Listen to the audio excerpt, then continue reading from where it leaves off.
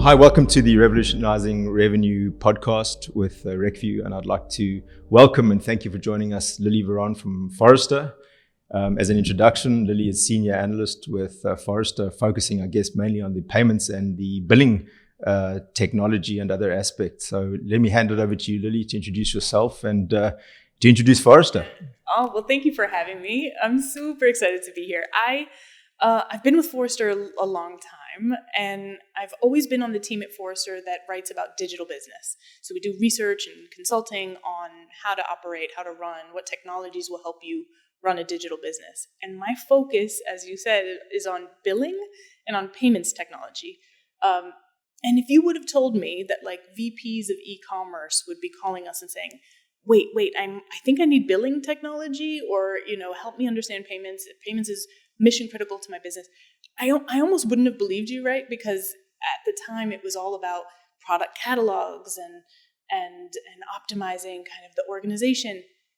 But in the last few years, we've been, really dedicating a lot of time to look at how billing technology and payments technology and the strategies around them help you meet your business goals, help you grow in this kind of dynamic market that we're in, help with this sort of rapid reinvention that is just, on our doorstep and what our future holds. So it's been really, really fun. And I've been, been weirdly, nerdily passionate about billing technology for the last 10 years. Fantastic. Well, it's nerdily following billing technology is our thing. So my people. Yeah, we're amongst friends. So that's fantastic. Yeah, great.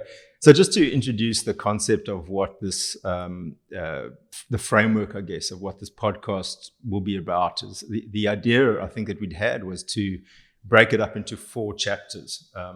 And the first chapter, when we discussed this, was addressing something that probably is not addressed enough in our space, which is we use language that not everybody understands. Mm-hmm. So the first piece that we're going to talk about today is just around definitions of terms. Yeah. And then the second piece is, what is the market really telling us? What are the trends? What are the drivers that we're seeing in terms of the macro economy, and then also looking down specifically at businesses and pressures that businesses are seeing, and what is driving the change? Why change?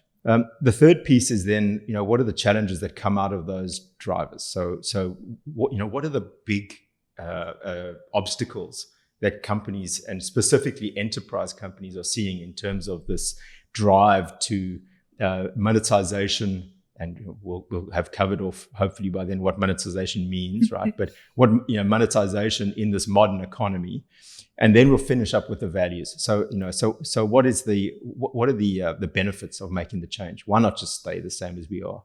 Some of them are obvious, and some of them, I guess, maybe less so. Mm-hmm. So that's the framework for the discussion today, and it's really going to be a 4-part series covering those 4 different sections. Yeah, I like that. It's the what are we talking about, the accelerating factors, the decelerating factors, or the challenges, and then the what it means. Yeah, fantastic.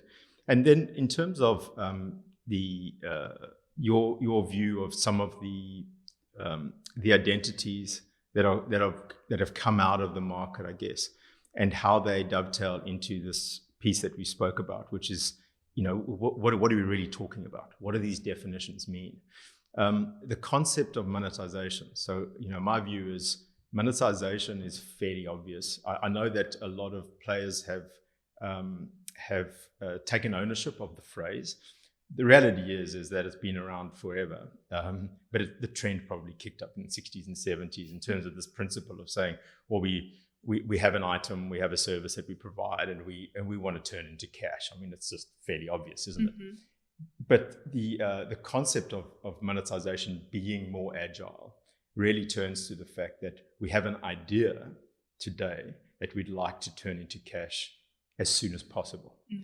So how do we take the idea which our systems and our processes and our people today may be completely unfamiliar with, and convert it to cash in as short a time space as possible? What would your definition of monetization be, if any different? Yeah, I think that's a really good one. I tend to think about it as sort of the the practice of connecting our pricing strategy to our products and the customers that use them. To me, it's this really critical connective tissue between our idea and our pricing strategy, our products and our product strategy, and our customers and our ongoing customer relationships, and how we sort of meet our goals across those three. The logic, at its heart is in its monetization anchor.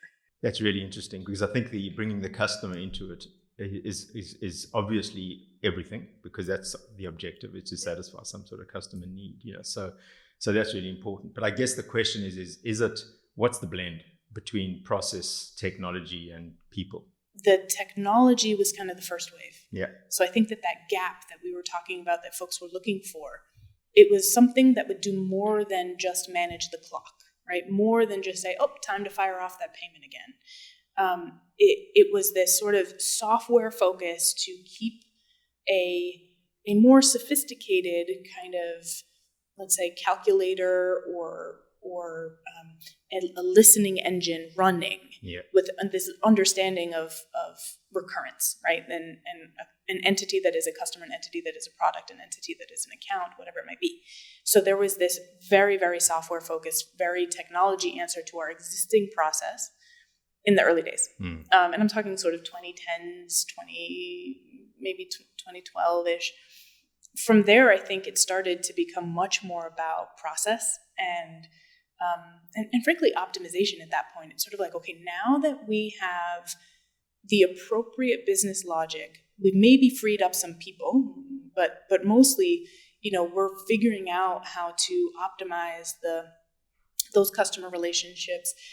How do we track and use those insights for, product development and for, communications, things like that. And so I think that was sort of the 2012 to maybe, even into now, that's an ongoing process. But I think that this day and age, what we're talking about now, has a lot more to do with the people empowerment, right? Yeah. It's much more, yes, we're automating some processes historically in a rules-based way.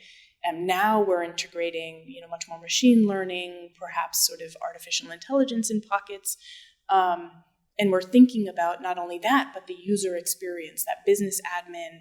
What can we do to make their day better? How can we, create, let's say, tasks in a list of tasks and kind of, turn us into a resource for either automating what can be automated in their day, depending on the dynamic process, but also make their life easier, delight them. And depending on the focus, we see,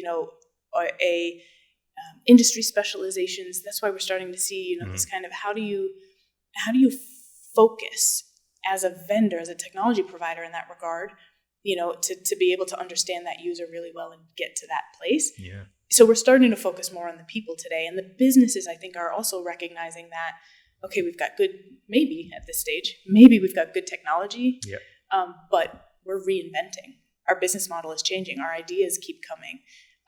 So now we're thinking about, how do we operate as a business where recurring revenue is our bread and butter, when we're more of a customer success organization rather than a customer acquisition organization.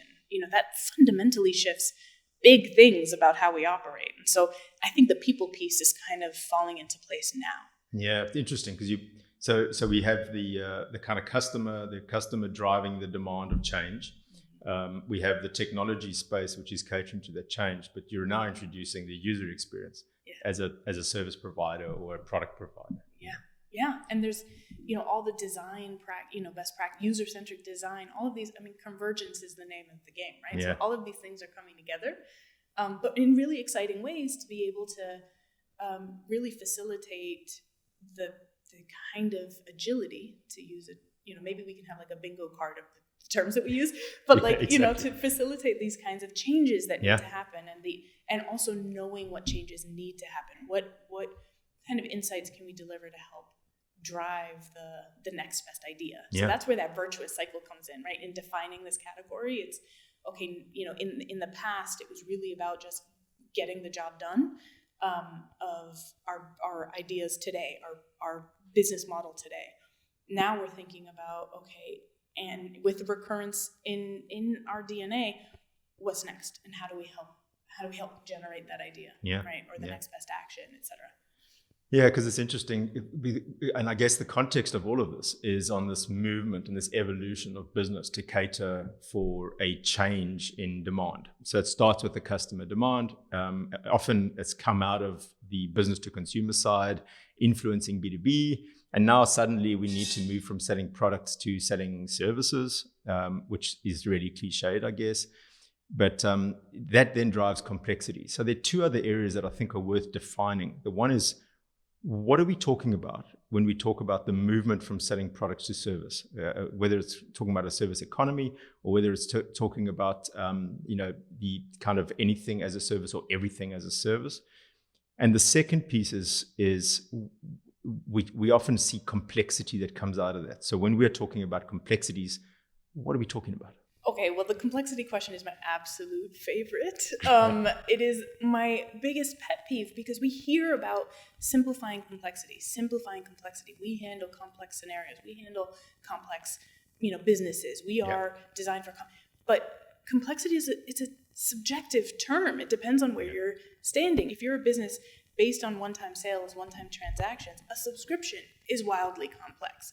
If you're a subscription company, informing those subscriptions by usage and consumption, or managing kind of selling based on some unit of measurement, that is complex. And then you can think about, okay, well, I'm selling to one person with one payment method with 0 terms, right?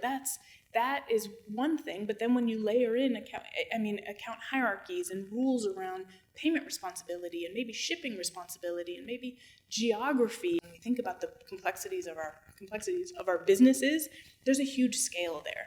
And so I almost detest the term complexity without being qualified in some way. Yeah, absolutely. Right. And I think the other point to that as well is that so we're talking business model complexity in terms of the business model. So for me, that's where everything starts.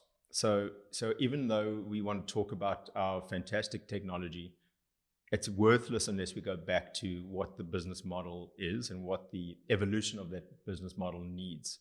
So the complexities around a specific transaction requirement and getting it right is exactly right in terms of the right starting point, because without solving that challenge, there's very little benefit in automating. But you made a very interesting point as well, which was around this concept of simplification. And my view is that simplification is an unachievable end goal. So when we talk about complexity, it's continuously changing. So life's just getting more and more complex. Business model requirements, demand on enterprise businesses to keep changing is continuing, and that's not going to change. So our view, I guess, is that automation is possible because we can take that data we spoke about, we can apply the rules, and we can put technology behind it that allows us to scale that. But we're never going to simplify because the changes on it is daily. Yeah. Well, and I think that even when we think we're simplifying, we might be simplifying conceptually, but sort of technically or practically speaking, we're not. So one example is, this per user pricing model, right? Yeah. You might go for, especially on software, right? Per active user. I might want to extend, I might be enterprise software and I want to extend a new channel into small business and say, you only pay for what you use, right? If you pay for 10 active users a month, but you only have 8 active users, I'm going to credit you those 2 inactive users for the next month, right? Sounds simple, sounds great, sounds, instills trust, it lowers the barrier to entry. But when you think about actually executing on that, right, you could think about that as simplification because you're making it easy to understand. It's not this lengthy contract. But when you think about actually executing that, what is an active user? How do you define active versus inactive? How do you enforce that credit? And how do you, make sure that you're calculating and prorating and doing whatever you need to do to make sure that that invoice is correct to the right, and that every other system is recognizing that value, right? If you're prorating or calculating to the 8th decimal, then another system shouldn't be using 10 decimal, so there's so much complexity behind that. So it's validating to your point, right? The simplification is perhaps a North Star, right? It's this sort of idea that we can't actually solve for, but we can try to get closer. And the way that we get closer is certainly with automating, with more, getting better at managing data, getting better at crunching data, and predicting and taking next steps. Yeah, absolutely. This concept of business model as a component of complexity is absolutely right. But it also tends to sit on a timeline continuum. So the business model is constantly changing. So today's revenue streams were, at some point in time in the past, seen to be the future business. But that doesn't mean that you've replaced what you were doing in the past. So in our journey to add new customers and to make more and more customers happy and to make them successful, we keep evolving our business, but we also have to take care of those historical or legacy business models or historical customers. So you end up with this timeline continuum of additive business models and additive revenue streams that need to be catered for. So it just gets more and more complex. There's the concept of, another analyst at Forrester talks about the concept of data monetization and data commercialization. Yeah. And data monetization is actually, using data to then do things better that have a material kind of monetary impact on the business, that have some sort of impact on the business that can be quantified by dollar or cents, by this sort of by a fiat currency. Then you have the commercialization, which is actually sort of selling data, and that brings its own level of sort of how do we monetize this, and how do we rules around entitling and provisioning and et cetera, et cetera. But these things, I think there is a bit of a graduation to, okay, first we start really harnessing the power of our own data for ourselves, and then we start harnessing it for the market. And it could be partners, it could be, it might open up those new revenue streams, and it's a completely, as you say, an ongoing. Forrester talks about future fitness, and it's this term that has sort of 3 pillars to it. It's got adaptability, creativity, and resiliency.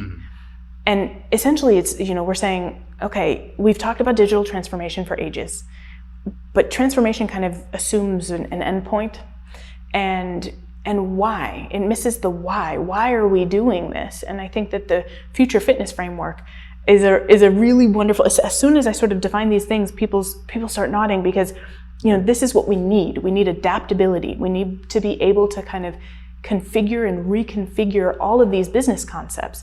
Is a partner a partner? Is a partner a supplier also? Is a partner a customer also? Like, what channels might we open up? What kind of business models might we use, and how do we sort of change those over time? And then how do I, foster this kind of creativity and take into account customer experience, employee emotion, et cetera? How do I also maintain the resiliency of the business? And part of that is about maintaining the old tried and true models that are working, and then also enabling those new ones coming away. From an operational point of view, there's both from us as a supplier and from our customers. There are different personas in play. So do you want to talk a little bit about your experience in terms of the functions within business that are affected by what we're going to talk about in terms of this piece around enterprise monetization in the modern economy? Yeah. Well, I used to have a slide of just a bunch of hands with their drinks cheersing and saying, like, it is truly everyone.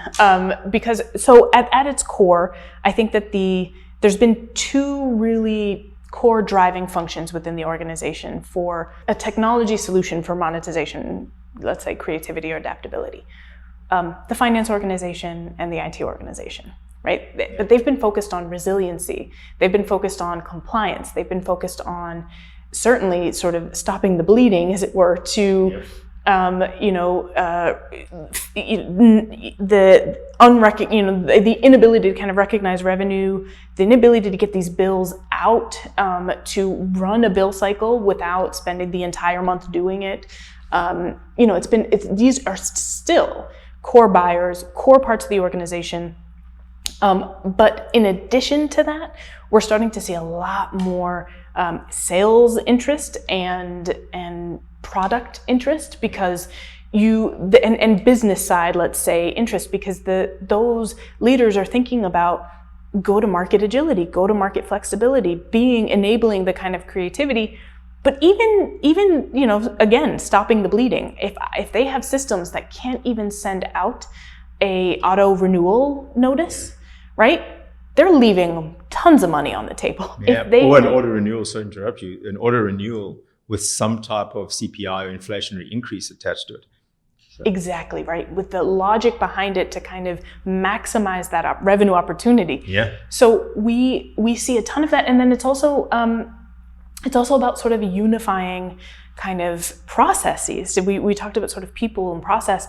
The sales team, if they work in conjunction with the finance organization and they use billing data to inform their actions and they unify that, there's a much better customer experience to be delivered, right? Because you can say, hey, we're about to hit them with a massive bill. Maybe right now is not the time to be pushing this, right? Or, hey, they have a huge outstanding bill. Now's not the time to be asking them to pay for this other thing. Let's focus our energies, right? Like, I think that there's sort of and this is what we hear a lot about revenue operations, right? We're starting to see sales and marketing get on the same page around that, right? Using kind of sales data and marketing kind of prospect data to better to better maximize the sales and marketing of an organization. My challenge to the market is to say, hey, wait, I think you're missing finance operations in that story. Like, I think that there's a third leg to that stool where if you are truly thinking about revenue operations, then revenue management or finance management is a critical part of that story. Again, because you're thinking about compliance, certainly, right? You're thinking about what is possible from a business perspective to actually sell. That won't get, your CFO put behind bars or whatever, right? Sometimes it's as serious as that. And so I think that there's this sort of unifying factor that is coming into play. And so that brings the sort of sales and marketing folks in the same conversation at the same table with the IT folks and the finance folks for these monetization sort of technology decisions and monetization strategy conversations.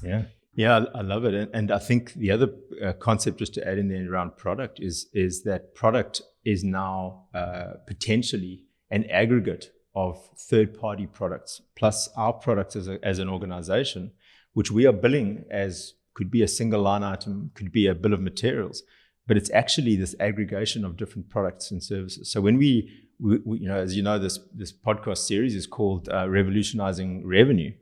But when I think of revenue, I think about it as the revenue opportunity. So the monetization piece that we've spoken about, which is around how do we capitalize on these opportunities. But as part of that capitalizing is this ability to also create products and monetize them, which are really just aggregates of several products or several solution sets that sit in lots of different data sources to create something of value to my customers, which wouldn't exist if I didn't put it together as a package, so to speak.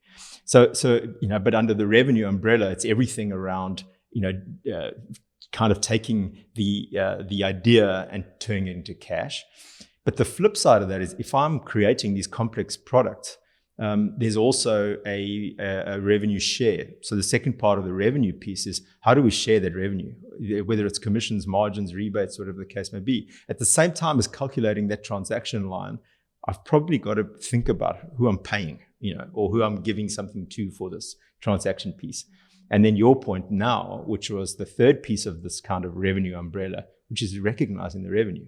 So as we move our business towards more complex business models or more complexity in terms of the drivers we have as a business, so this compliance piece becomes more complicated. And so whether it's a leasing company and they're thinking of 842, or whether it's standard ASC 606 or IFRS 15, whatever that interpretation of compliance is, becomes much more complex. Yeah. Well, especially too when you have, I think the other piece that's an interesting offshoot of complexity is when you have partners, but those partners can also be buyers or customers. Yeah. Or sometimes those partners, that sort of platform economy that we often hear about, where you've got a platform. This is common in sort of IT services, certainly in comms and media and entertainment, where you might have two providers on the platform that then can co-create a bundle. Yeah. But they may also consume products on the platform, and so you've got this sort of what we call netting. Yeah. Capability, the ability to kind of take an entity and say, okay, you've bought X and you've sold X, and so that we don't want to fire off, a payment and a credit. We want to just kind of calculate and do that payment flow once, yeah. Right? And maybe it's a payable, and maybe it's a receivable, but we don't want to have to sort of duplicate processes. And so yeah, that again, it's sort of like the convergence. Another area of convergence. Yeah, I love that word. Convergence. It's a big one. It's a big one. And we actually see that quite often in the hospitality space with real estate investment trusts. So your REITs, where you both have an accounts payable and an accounts receivable transaction. So you're sharing marketing costs, etc. Other infrastructure costs, facilities, but at the same time you're passing a margin back as a percentage of whatever your revenue is. So, and you're doing it at the same time, so yeah, really interesting. Fantastic. Well, thank you, Lily. That was really interesting. I think that probably concludes the first chapter, I guess, of our journey. We defined complexity. We defined complexity. We got there in the end. Yeah. No, exactly. And I think there's so many, your view as well is that, we can define it logically, but in the real world, there's a lot of different, lot of different aspects in terms of different perceptions that can come into play. And they all come back to what are the drivers, as a business? What are the, where are we going? What are we trying to achieve as a business? So yeah, but fantastic. Thank you so much. Yeah. And then I think in the next part of our journey, we are going to look at the market. So, what are the trends? What are we seeing in terms of the market? Mm-hmm. And that will be the next chapter in this journey. Thank you so much. Stay tuned. Thanks. Stay tuned. Exactly.